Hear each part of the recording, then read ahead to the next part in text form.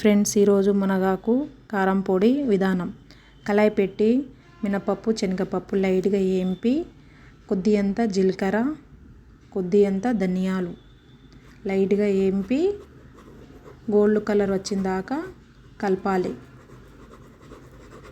కలిపి gas off చేయాలి. ఒక బౌల్లో తీసుకోవాలి. ఒక 15 దాకా ఎండుమిరపకాయలు లైట్గా వేంపి ఒక బౌల్లో తీసుకోవాలి. ఒక 5-6 ఎల్లిపాయలు, మునగాకు కడిగి ఆరబోసింది. కళాయిలో మునగాకు కరివేపాకు లైట్గా వేంపి ఒక బౌల్లో తీసుకోవాలి.